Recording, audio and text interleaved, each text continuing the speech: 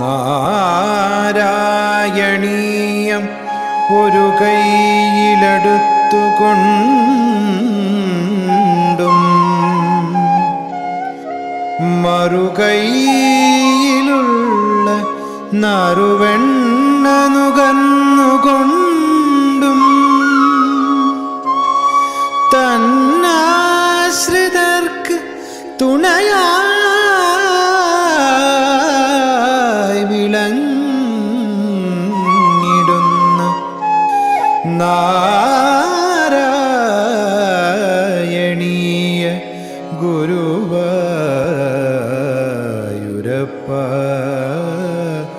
നമോ നമസ്തേ.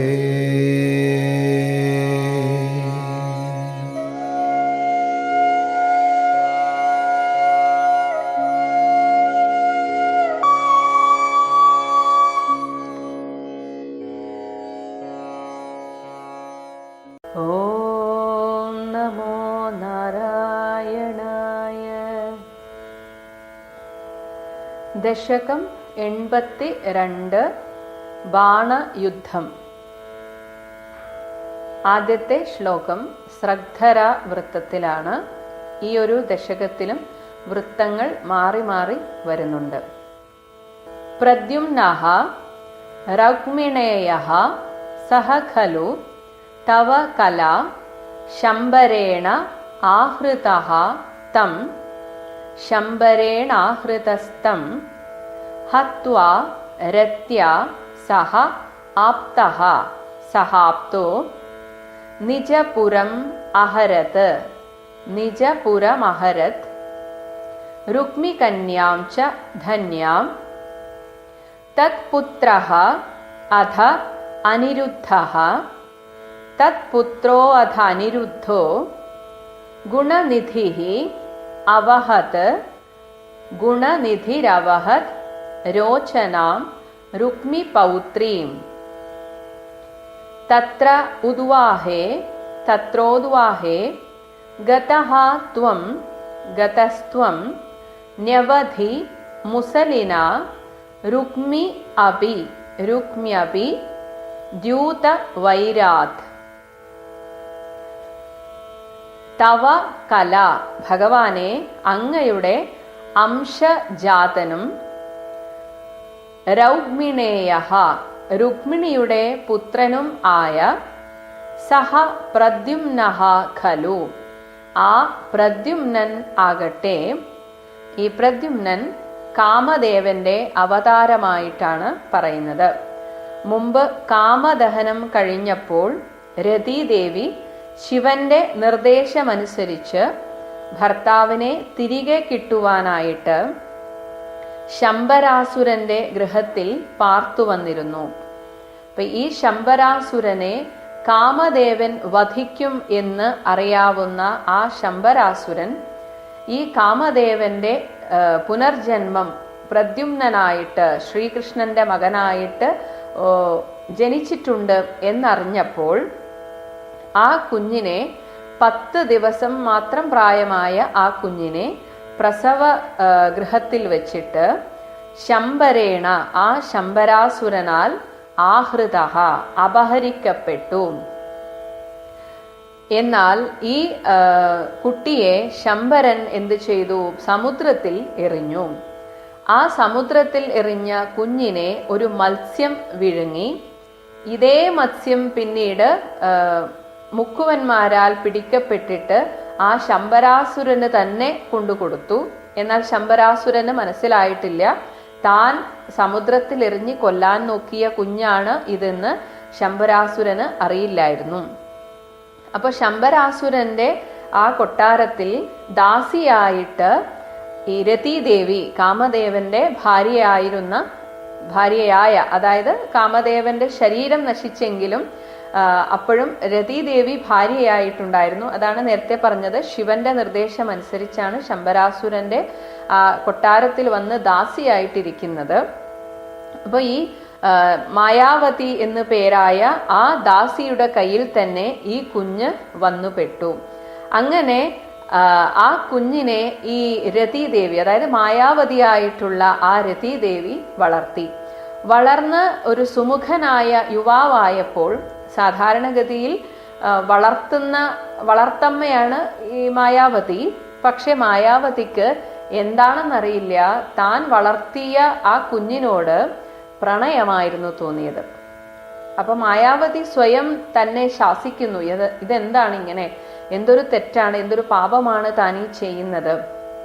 അപ്പൊ ഈ യുവാവ്, അതായത് പ്രദ്യുമ്നൻ വളർന്നിട്ട് ആ പ്രദ്യുമ്നനും ചോദിക്കുന്നുണ്ട്, ഒരമ്മയെ പോലെ പെരുമാറേണ്ട നിങ്ങൾ എന്താണ് എന്നോട് ഇങ്ങനെ ഒരു പ്രണയ ചാപല്യം കാണിക്കുന്നത് എന്നൊക്കെ പ്രദ്യുമ്നനും ചോദിക്കുന്നു. അപ്പൊ മായാവതിയും പറഞ്ഞു, എനിക്കും അറിയില്ല എന്താണ് ഇങ്ങനെയെന്ന്. ആ സമയത്ത് നാരദമുനി അവിടെ എത്തിയിട്ട് കാര്യങ്ങളൊക്കെ പറഞ്ഞു കൊടുത്തു. ഈ രതി ദേവിയാണ് മായാവതിയായിട്ട് ജനിച്ചിരിക്കുന്നത്, കാമദേവനാണ് പ്രദ്യുമ്നനായിട്ട് ജനിച്ചിരിക്കുന്നത് എന്ന സത്യം ആ മായാവതിയെ അറിയിച്ചു. ഇത് മായാവതി പ്രദ്യുമ്നനോട് പറഞ്ഞു. മാത്രമല്ല ശംബരാസുരനെ വധിക്കണമെന്നും വധിക്കണമെങ്കിൽ മായാപ്രയോഗത്തിലൂടെ മാത്രമേ സാധിക്കുകയുള്ളൂ എന്നും മായാവതി പറഞ്ഞു. അങ്ങനെ ആ മായാവിദ്യ പ്രയോഗിക്കാനുള്ള മന്ത്രങ്ങളൊക്കെ ഈ മായാവതിയാണ് പ്രദ്യുമ്നന് ഉപദേശിച്ചു കൊടുക്കുന്നത്. അങ്ങനെ ആ ശംബരാസുരനെ മായാപ്രയോഗത്താൽ വധിച്ചു. അതാണ് തം ഹത്വ, ആ ശംബരാസുരനെ നിഗ്രഹിച്ചിട്ട് രത്യാ സഹ, രതീദേവിയോടുകൂടി, അതായത് മായാവതിയായിട്ട് ഈ ജന്മത്തിലുള്ള ആ രതീദേവിയോടുകൂടെ നിജപുരം, തൻ്റെ ദ്വാരകാപുരത്തിലേക്ക് ആപ്തഹ, തിരിച്ച് എത്തി. അപ്പൊ ആദ്യമൊന്നും ഈ പ്രദ്യുമ്നൻ ആരാണ് എന്ന് രുക്മിണിക്ക് പോലും മനസ്സിലായില്ല. കാരണം 10 ദിവസം ഉള്ളപ്പോൾ എടുത്തുകൊണ്ടു പോയതാണ്. പക്ഷെ ആ പ്രദ്യുമ്നനെ കണ്ടതും ഒന്നാമത് ഭഗവാനെ പോലെ തന്നെ ഇരിക്കുന്നു, ഒരു വ്യത്യാസവുമില്ല. എന്നാൽ അതുപോലെ തന്നെ രുക്മിണിക്ക് ആ പ്രദ്യുമ്നനെ കാണുമ്പോൾ തൻ്റെ മുല ചുരക്കുന്നതായിട്ടൊക്കെ തോന്നുന്നു. അപ്പോൾ സ്വാഭാവികമായും രുക്മിണി സംശയിച്ചു, എന്തോ എൻ്റെ കുഞ്ഞാണ് എൻ്റെ മുന്നിൽ വന്ന് നിൽക്കുന്നത് എന്ന പോലെ തോന്നുന്നു എന്ന് പറഞ്ഞു. ഇതെല്ലാം അറിയാവുന്ന ഭഗവാൻ എല്ലാം അറിഞ്ഞിട്ടും സ്വയം ഒന്നും പറഞ്ഞില്ല. അവിടെയും നാരദരെ കൊണ്ട് പറയിപ്പിച്ചു, ഇത് പ്രദ്യുമ്നനാണ്, നിങ്ങളുടെ മകനാണ് എന്നൊക്കെ അറിയിച്ചു. ഇങ്ങനെ കാലം കഴിഞ്ഞു പോകവേ ധന്യയായിട്ടുള്ള രുക്മി കന്യാം, രുക്മിണിയുടെ സഹോദരനായിട്ടുള്ള രുക്മിയുടെ മകളായിട്ടുള്ള രുക്മവതിയെ അഹരത് ച, അവിടെ സ്വയംവരം നടക്കുന്ന സമയത്ത് പ്രദ്യുമ്നൻ പോയി. അപ്പൊ കൃഷ്ണനോടുള്ള ആ ഒരു വൈരാഗ്യം വെച്ച് പ്രദ്യുമ്നന് വിവാഹം കഴിച്ചു കൊടുക്കില്ല എന്ന് പറഞ്ഞതുകൊണ്ട് ആ സ്വയംവരത്തിൽ വെച്ച് രുക്മിയുടെ മകളായിട്ടുള്ള രുക്മവതിയെ പ്രദ്യുമ്നൻ അപഹരിച്ചു കൊണ്ടുവന്നു. ഇത് കഴിഞ്ഞിട്ട് അതിനുശേഷം പ്രദ്യുമ്നന് ഒരു മകനായി, രുക്മവതിയിൽ ഒരു മകനായി, ആ തത്പുത്ര, ആ പ്രദ്യുമ്ന പുത്രനായിട്ടുള്ള ഗുണനിധി, ഗുണവാനുമായിട്ടുള്ള അനിരുദ്ധൻ എന്ന് പേരായ ആ യുവാവ് പിന്നീട് രുക്മിയുടെ പൗത്രി, രുക്മിയുടെ മറ്റൊരു മകന്റെ മകളെ, ആ മകളുടെ പേര് രോചന, ആ രോചനയെ അവഹത്, വിവാഹം ചെയ്തു. അത് നേരായ വഴിയിൽ തന്നെ നടന്നു എന്നാണ് പറയുന്നത്. അവിടെയും തൻ്റെ പൗത്രിയെ കൊടുക്കാൻ ഒട്ടും മനസ്സുണ്ടായിരുന്നില്ല. പക്ഷേ ഭഗവാൻ കൃഷ്ണനോട് ദേഷ്യമുണ്ടെങ്കിലും രുക്മിണി അദ്ദേഹത്തിന് എന്നും പ്രിയപ്പെട്ട ഒരു സഹോദരിയായിരുന്നു. അതുകൊണ്ട് തന്നെ ഒരുപാട് ഇതിനെ എതിർക്കാനും രുക്മിക്ക് സാധിച്ചില്ല. അങ്ങനെ ഈ അനിരുദ്ധൻ രോചനയെ വിവാഹം കഴിച്ചു. അത് കഴിഞ്ഞിട്ട് തത്ര ഉദ്വാഹേ, അവിടെ ആ വിവാഹത്തിൽ പങ്കെടുക്കാൻ ത്വം ഗതഃ, ഭഗവാനെ അങ്ങും പോയിരുന്നുവല്ലോ. എന്നാൽ അവിടെ വച്ചിട്ട് ഈ രുക്മിക്ക് പഴയ ആ ഒരു ദേഷ്യം ഇവരോട് രണ്ടുപേരോടും ഉണ്ടായിരുന്നു, ബലരാമനോടും ഭഗവാനോടും ഉണ്ടായിരുന്നു. ആ ഒരു വിവാഹ ആഘോഷമൊക്കെ നടന്നതിന് ശേഷം ചൂത് കളിക്കാം എന്ന് രുക്മി പറഞ്ഞതനുസരിച്ച് ബലരാമൻ ചൂത് കളിക്കാൻ ഇരുന്നു. അങ്ങനെ ചൂത് കളിച്ച് നടന്നുകൊണ്ടിരിക്കെ ആദ്യമൊക്കെ ബലരാമൻ തോറ്റു. അങ്ങനെ ബലരാമൻ തോറ്റപ്പോൾ ഈ രുക്മിയുടെ സുഹൃത്തായിട്ടുള്ള കലിംഗ രാജാവ് തൻ്റെ പല്ലിളിച്ച് കാട്ടിയിട്ട് ബലരാമനെ പരിഹസിച്ച് പ്രകോപിപ്പിച്ചുകൊണ്ടേയിരുന്നു. അപ്പോഴൊക്കെ ബലരാമൻ ക്ഷമിച്ച് സഹിച്ചവിടെ ഇരുന്നു. എന്നാൽ 4-ാമത്തെ തവണ ബലരാമൻ ജയിച്ചു. പക്ഷെ രുക്മി പറഞ്ഞു ഞാനാണ് ജയിച്ചതെന്ന്. അതും ബലരാമൻ സഹിച്ചു. അങ്ങനെ വീണ്ടും ബലരാമൻ തന്നെ ജയിച്ചപ്പോ ഒരു അശരീരി പോലും ഉണ്ടായി ഇത്തവണ ബലരാമനാണ് ജയിച്ചത് എന്ന്. എന്നിട്ടും രുക്മി കേട്ടില്ല. രുക്മി വീണ്ടും പറഞ്ഞു അല്ല ഞാനാണ് ജയിച്ചതെന്ന്. ആ സമയത്ത് ഈ കലിംഗ രാജാവ് വീണ്ടും തൻ്റെ പല്ലിളിച്ച് കാട്ടുകയും മാത്രമല്ല ഈ രുക്മി വല്ലാതെ അങ്ങോട്ട് അധിക്ഷേപിച്ചു. കാരണം നിനക്കൊക്കെ എന്തറിയാം, ചൂതുകളിയെപ്പറ്റി എന്തറിയാം, കാലിയെ മേയിച്ച് നടന്ന നിങ്ങൾക്കൊക്കെ ചൂതുകളിയെ കുറിച്ച് പറയാൻ തന്നെ അർഹതയില്ല, നിങ്ങളൊന്നും ക്ഷത്രിയന്മാരല്ല, നിങ്ങളൊന്നും രാജാവാകേണ്ട ആൾക്കാരല്ല, ഇങ്ങനെ പല വിധത്തിൽ അങ്ങോട്ട് പരിഹസിക്കുകയും ചിരിക്കുകയും ചെയ്തപ്പോൾ അതാണ് അവിടെ മുസലിന തൻ്റെ ഇരുമ്പ് ഗദ കൊണ്ട് ആ രുക്മി അബി അവിടെ വെച്ച് ബലരാമൻ രുക്മിയെ ദ്യൂതവൈരാത് ആ ചൂതുകളിയിൽ വഴക്കിട്ട് നവധി വധിച്ചു കളഞ്ഞു. അപ്പൊ ഈ ഒരൊറ്റ ശ്ലോകത്തിൽ എത്ര കഥകളാണ് വന്നതെന്ന് നോക്കുക. ആദ്യമായിട്ട് രുക്മിണിക്കും ഭഗവാനും പ്രദ്യുമ്നൻ എന്ന മകൻ ജനിച്ചു എന്ന് പറഞ്ഞു. ആ മകനെ ശംബരാസുരൻ തട്ടിക്കൊണ്ടുപോയി. എന്നാൽ ഇതേ കുഞ്ഞ് വീണ്ടും ശംബരാസുരന്റെ അടുത്തെത്തി.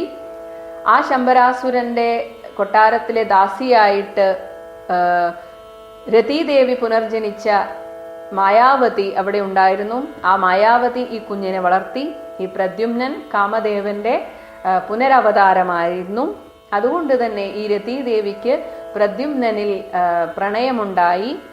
അപ്പോൾ അതിൽ തെറ്റില്ല എന്ന് നാരദമുനി പറഞ്ഞു. അങ്ങനെ ഇവർ രണ്ടുപേരും ശംബരാസുരനെ വധിച്ചു കഴിഞ്ഞ് ദ്വാരകയിലെത്തി. കുറച്ചു നാൾ കഴിഞ്ഞപ്പോൾ രുക്മിണിയുടെ സഹോദരനായ രുക്മിയുടെ മകളെയും പ്രദ്യുമ്നൻ വിവാഹം ചെയ്തു. അതിൽ അനിരുദ്ധൻ എന്ന മകനുണ്ടായി. പിന്നീട് രുക്മിയുടെ പൗത്രിയായ രോചനയെ അനിരുദ്ധൻ വിവാഹം ചെയ്തു. ആ വിവാഹോത്സവത്തിൽ വെച്ചുള്ള ചൂതുകളിയിൽ വെച്ച് ബലരാമനെ പരിഹസിച്ചതിനാൽ ബലരാമൻ രുക്മിയെയും അതുപോലെ തന്നെ പല്ലിളിച്ച് കാട്ടി പരിഹസിച്ച ആ കലിംഗ രാജാവിന്റെ പല്ലൊക്കെ അടിച്ചു കൊഴിച്ചു എന്നും പറയുന്നുണ്ട്.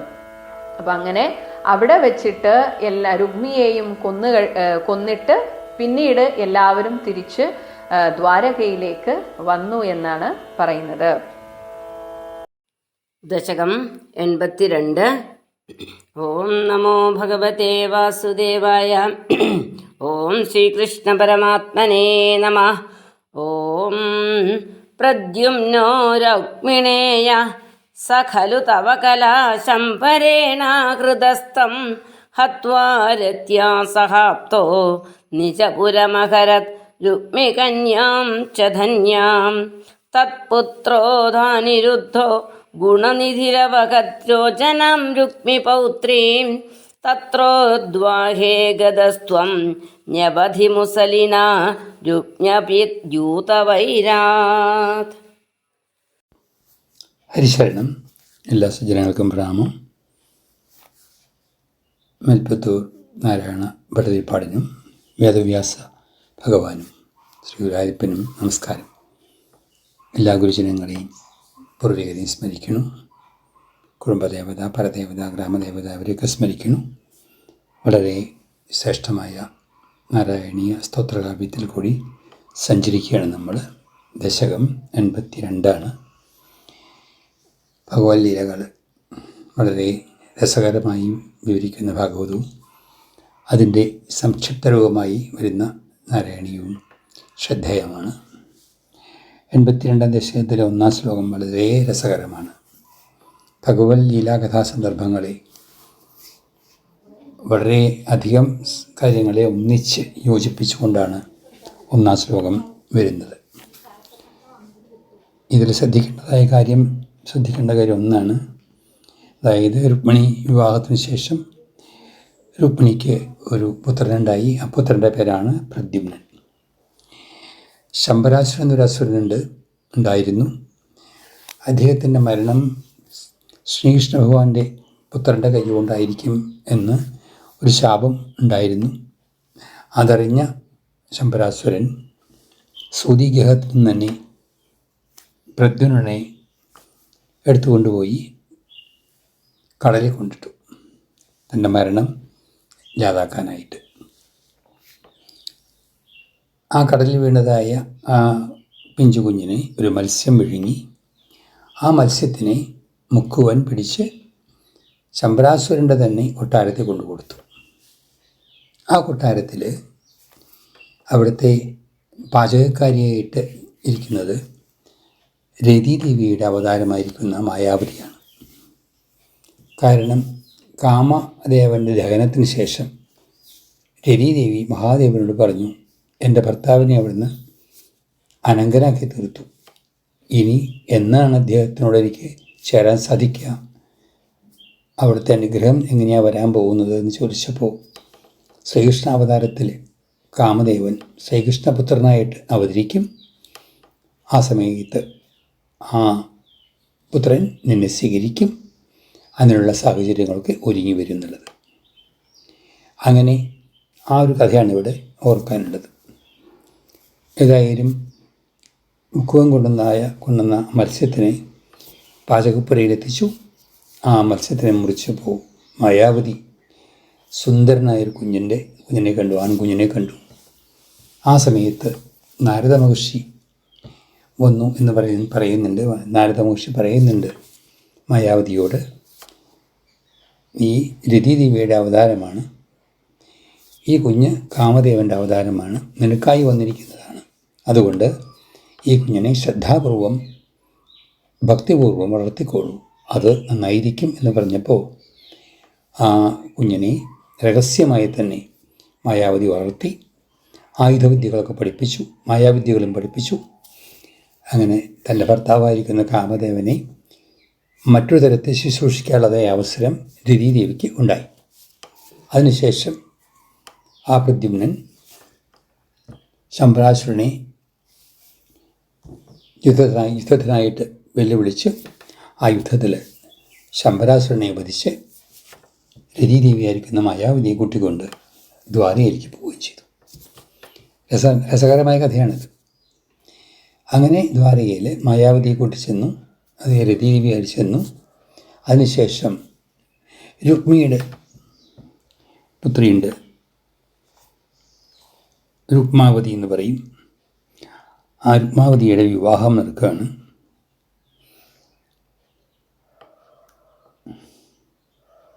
ആ രുക്മാവതിയുടെ വിവാഹ പന്തലിൽ സ്വയംവരമായിരുന്നു അത്. അവിടെ എല്ലാ രാജാക്കന്മാരും വന്നിട്ടുണ്ടായിരുന്നു. ആ രുക്മാവതിയെ ആ കല്യാണപ്പന്തലിൽ നിന്നും അപഹരിച്ചു കൊണ്ടുപോയി വിവാഹം ചെയ്തു പ്രദ്യുമ്നൻ. അങ്ങനെ വിവാഹം ചെയ്തു കൊടുത്തു രുക്മി എന്ന് വേണം വിചാരിക്കാനായിട്ട്. അങ്ങനെ രുക്മിയുടെ മകളായിരിക്കുന്ന രുക്മവതിയിൽ പ്രദ്യുമ്നന് ഒരു പുത്രനുണ്ടായി. ആ പുത്രൻ്റെ പേരാണ് അനിരുദ്ധൻ. ആരാലും രോധിക്കാൻ വയ്യാത്ത വീരപരാക്രമമുള്ളതായ ഒരു കുഞ്ഞായിട്ടാണ് അനിരുദ്ധനെ ചിത്രീകരിക്കുന്നത്. അങ്ങനെ അനിരുദ്ധനുണ്ടായി. അനിരുദ്ധൻ വളരെ സുന്ദരനുമാണ്, സമർത്ഥനുമാണ്. ആ സമയത്താണ് രുക്മിയുടെ പേരക്കിടാവായിട്ട് എന്ന് വേണമെങ്കിൽ പറയാം അങ്ങനെയുള്ളതായ രോചന എന്നുള്ളതായൊരു പെൺകുട്ടിയെ അനിരുദ്ധൻ വിവാഹം ചെയ്തു. ആ വിവാഹത്തിന് പഴയ ബന്ധം ഓർത്തുകൊണ്ട് ശ്രീകൃഷ്ണ ഭഗവാനും ബലരാമൂർത്തിയും പങ്കെടുത്തു. അതായത് അനിരുദ്ധനും രോചനയും തമ്മിലുള്ള വിവാഹത്തിൽ. ആ വിവാഹത്തിന് ശേഷം സാധാരണ പോലെ തന്നെ ഒരു വിനോദം എന്ന നിലയ്ക്ക് രുക്മിയും ബലരാമനും കൂടി ചൂതുകളിൽ ഏർപ്പെട്ടു. ധനം വെച്ചുകൊണ്ടാണ് ചൂതുകളി. ധനം വെച്ച് ഏത് കളി കളിച്ചാലും അത് അപകടമാണ്. അങ്ങനെ ആ കളിയിൽ പലവട്ടം ബലരാമൻ ജയിച്ചു. രുക്മിക്ക് പലതും നഷ്ടപ്പെടുകയും ചെയ്തു. ആ സമയത്ത് ഏറ്റവും വലിയൊരു ധനം പണയം വെച്ചുകൊണ്ടുള്ളതായ ആ ചൂതുകളിയിൽ വീണ്ടും രുക്മി തോറ്റു. പക്ഷെ അഹങ്കാരം കൊണ്ട്, അഹംഭാവം കൊണ്ട് വിളിച്ചു പറഞ്ഞു, ഞാനാണ് ജയിച്ചത്, ഞാനാണ് ജയിച്ചത്, ജിതോഹം എന്നൊക്കെ പറഞ്ഞു. അത്രേ നുണ പറയുക. ആ നുണ പലവട്ടം ആവർത്തിക്കുക എന്നൊക്കെ വന്നു കഴിഞ്ഞാൽ ബുദ്ധിമുട്ടാണ്. അതുകൊണ്ട് ബലരാമൂർത്തി ഒലയ്ക്ക കൊണ്ട് ഒന്ന് കൊടുത്ത് രുക്മിയെ അവസാനിപ്പിച്ചു. ഈ രുക്മിയാണ് രക്ഷിക്കാൻ വേണ്ടിയിട്ട് രുക്മിണി അപഹരണ സമയത്ത് ശ്രീകൃഷ്ണനോട് ബലരാമൂർത്തി ആവശ്യപ്പെട്ടത്. അപ്പോൾ ഭഗവാൻ ഒന്ന് ചിരിക്കുകയുണ്ടായിട്ടുണ്ട്. ആ സമയത്ത് ഈ വരാൻ പോകുന്ന സംഭവങ്ങളെ ഓർത്തുകൊണ്ടായിരിക്കാം അന്ന് ഭഗവാൻ ചിരിച്ചതെന്ന് വേണം വിചാരിക്കാൻ. ഈ സന്ദർഭത്തിൽ കലിംഗ രാജാവ് ബലരാമൂർത്തിയെ പരിഹസിച്ചുകൊണ്ടെന്ന് ചിരിച്ചു. അത് ഒട്ടും രസിക്കാത്തതായ ബലരാമൂർത്തി അതേ ഒലയ്ക്കുകൊണ്ട് തന്നെ കലിംഗരാജാവിൻ്റെ പല്ലൊക്കെ തല്ലിക്കൊഴിച്ചു. ഇത്രയും കാര്യങ്ങളാണ് ഈ ശ്ലോകത്തിൽ പറയുന്നത്. ഭഗവാന്റെ ലീലകളുടെ ശൃംഖല ഇവിടെ കാണാൻ സാധിക്കും. വേണ്ടത് വേണ്ടയിടത്ത് യോജിപ്പിക്കുക, വേണ്ടാത്തത് എടുത്തു കളയുക, വേണ്ട പോലെ കാര്യങ്ങളെ മുന്നോട്ട് കൊണ്ടുപോവുക. ഇതൊക്കെ ഇവിടെ കാണാൻ സാധിക്കും നമുക്ക്. അങ്ങനെയാണ് ഈ ഒരൊറ്റ ശ്ലോകത്തിൽ അനേക കാര്യങ്ങളെ സൂചിപ്പിക്കുന്നത്. വളരെ രസകരമാണ്. അപ്പോൾ രുക്മിയുടെ അന്ത്യം ബലരാമൂർത്തിയുടെ കൈകൊണ്ടായി. അപ്പോൾ ശ്രീകൃഷ്ണലീലകൾ വിചിത്രങ്ങളും അത്ഭുതങ്ങളുമാണ് എന്ന് പറയാനുള്ള കാരണം ഇതൊക്കെയാണ്. ഇതൊക്കെ മനസ്സിലാക്കുക എല്ലാവരും. ഭഗവത് ലീലകൾ അതിവിചിത്രങ്ങളാണ്. എങ്ങനെയാണ് ഓരോ സംഭവങ്ങൾ ഉണ്ടാവുക എന്നറിയില്ല. അപ്പം അതിൽ വിശ്വസിക്കാവുന്നതും വിശ്വസിക്കാൻ ബുദ്ധിമുട്ടുള്ളതും ആയ പലതും ഉണ്ടാവും. പക്ഷെ അത് രണ്ടും വിട്ട് ഭഗവാനെ വിശ്വസിക്കുക എന്നങ്ങോട്ട് വിചാരിച്ചാൽ എല്ലാം ഭംഗിയാവും. എല്ലാവർക്കും ഭഗവാൻ അനുഗ്രഹം ഉണ്ടാകട്ടെ. ഹരിശരണം.